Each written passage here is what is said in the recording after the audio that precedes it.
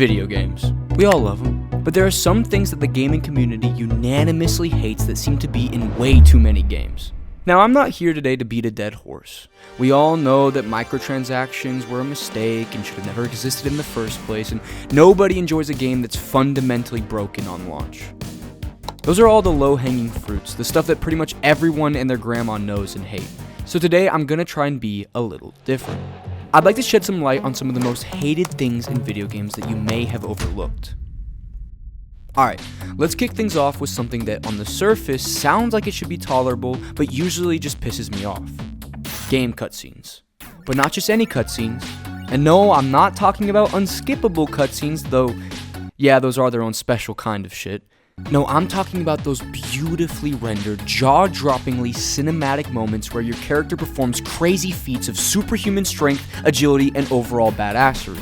They leap across impossible distances, kill gods, or have all the best equipment from the start. For example, you're watching this, bald aura farmer thinking, yo, that's my goat, let's fucking go. And then the cutscene ends. You're back in control, and suddenly that same character was pretty much rewriting the laws of physics, can't even jump over platforms anymore. Oh, come on, you can jump that, your knees aren't that bad. Atreus. The prime example that always springs to mind for me is Kratos from God of War. In some cutscenes, especially in the newer games, Kratos is a force of nature. He's flipping giant temples, wrestling titans, and generally causing seismic events with his sheer power of anger. Then the cutscene ends. Gameplay Kratos needs to find a very specific, conveniently placed chain to climb a 10-foot ledge or can't even open a chest.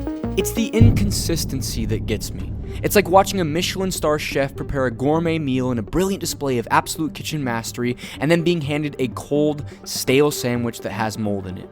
The game shows you what your character is capable of, sets this incredibly high bar of expectation, and then the actual gameplay hits you with some bullshit like unclimbable areas. I remember playing an older action game, I think it was one of the early Devil May Cry titles or something in that vein. Dante would be doing these insane, stylish aerial combos in a cutscene, slicing through demons with grace, and it was pure adrenaline. Then when I got in control, especially early on before unlocking a ton of abilities, I felt like I was flailing around like a confused toddler with a plastic sword. Ultimately, this over-exaggeration in cutscenes followed by under-delivery in gameplay doesn't just annoy me, it genuinely hurts my story immersion. It makes the character feel less consistent and the game world less believable. It's like the game is teasing you with its potential, but then yanking the leash back hard when it's your turn to play. So if you're a developer watching this, please, either let the gameplay reflect the cutscenes or don't pretend as if our characters can actually do what's shown in the cutscene. Next up, something that plagues almost all single-player games and some multiplayer games. It's present in every game that isn't made by FromSoft. Can you guess it? Well, it's game mode. But I'm not specifically talking about game mode selection, no. I'm talking about the quote-unquote hard mode. Now, difficulty in games is a really tricky tightrope to walk. When it's done right, it's a masterpiece. Games like Dark Souls or Celeste, where the challenge is high, but it usually feels fair. You learn, you adapt, you overcome, and the satisfaction is immense. But oh boy, when it's done wrong, it's one of the most frustrating experiences in gaming. My particular beef isn't with hard games, it's instead when hard mode or increased difficulty isn't thoughtfully designed. Instead of making enemies smarter or adding new mechanics to learn or even just throwing more varied enemy types at you, so many games resort to the laziest form of difficulty scaling, just cranking up the enemy health and damage output to absurd levels. This Reddit post I stumbled upon a while back absolutely nails it. It highlights how often games just make enemies unkillable on higher difficulties. Suddenly, that grunt soldier who went down with a couple of headshots on normal difficulty now absorbs bullets like a Terminator dipped in vibranium. Your carefully crafted weapons that used to feel impactful now feel like you're shooting spitballs. It doesn't make the game more strategic or engaging, it just makes it a tedious slog. It becomes a war of attrition, not skill. The combat encounters didn't become more interesting, they just became longer and more frustrating. I wasn't outsmarting the AI, I was just holding down the trigger longer and burning through my ammo reserves at an alarming rate. Contrast this with games that do difficulty well. Think about Doom Eternal. On higher difficulties, yes, enemies hit harder and are more aggressive, but the core gameplay loop of a fun kind of stress, constantly moving, prioritizing targets, and utilizing your full arsenal remains intact and is even amplified. It doesn't just make demons take more punishment, it forces you to play smarter and faster. Or consider strategy games where higher difficulties mean the AI makes better tactical decisions, manages its economy more efficiently, or employs more devious strategies. That's a challenge that respects the player's intelligence. The bullet sponge approach, on the other hand, just feels disrespectful. So what's the solution?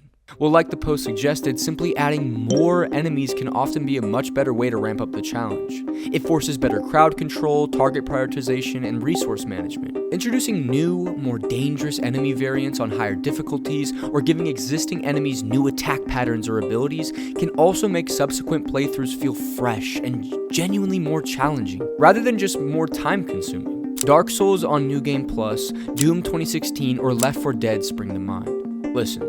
The only character I respect that is a bullet sponge is Senator Armstrong. Why don't you stick around and subscribe? Difficulty should test your skill, your strategy, and your adaptability, not just your patience and the size of your ammo pouch. Moving on. I have to mention the magnificent open worlds. Vast landscapes, bustling cities, hidden secrets, and the promise of endless exploration. Developers spend years, sometimes decades, meticulously crafting these enormous digital sandboxes for us to lose ourselves in. They talk about the scale, the detail, the living, breathing world they've built. And then, almost invariably, they give us fast travel. Now, I get it, I really do. We're busy people. We don't always have hours to spend trekking from one side of a continent-sized map to the other just to turn in a quest. Fast travel is convenient, but I can't shake this feeling that more often than not, it undermines the actual thing an open world is supposed to be. It feels like an admission from the developers that, yeah, our world is huge, but traversing it naturally is kind of boring. For me, there are two major issues. Firstly, it often makes the world feel smaller and less significant. Why bother learning the way of the land, discovering hidden paths, or appreciating the environmental storytelling woven into the journey between points A and B when you can just click on an icon and teleport there instantly? The sense of scale disappears. The world becomes a checklist of locations rather than a cohesive space to be explored and experienced.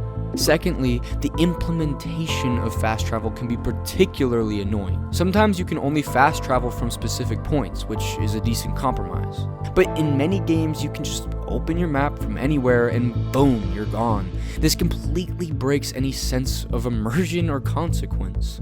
Stuck on a boss battle? No problem, just open the map, click, and you're safe in town. It removes any sense of danger or commitment to your current situation. A good example of fast travel is Elden Ring. The game's world is so densely packed with interesting things to discover and dangers to overcome that you often feel compelled to explore on foot. However, in many other open world games, the space between points of interest is just empty, and fast travel becomes a crutch to skip over the uninspired bits. I think of games like Red Dead Redemption 2. Yes, it has fast travel options, but the game actively encourages you to experience the world. The train system, stagecoaches, and even just riding your horse feel like part of the experience. It's a tricky balance. I'm not advocating for the complete removal of fast travel in all games. For incredibly massive worlds or for players with limited time, it's a necessary evil. But I wish more developers would design their open worlds with engaging traversal in mind, making the journey itself as rewarding as the destination. Make me want to explore. Don't just give me a big map and a teleport button because you couldn't figure out how to make the space between A and B interesting. I think at some point we've played a game where the only thing that mattered was the gameplay and the rewards. MMOs, survival games, looter shooters, these were some of the games that capitalized on this next problem. The thrill of finding a new sword, powerful guns, or a rare crafting material. It's a core dopamine mechanic for a lot of games. But what happens when that thrill just fizzles out? What happens when opening a chest, once an exciting moment of anticipation, becomes a sigh of resignation as you're greeted with yet another slightly different colored pair of generic leather gloves with a +1 to a stat you don't even care about? All right, let's see the loot.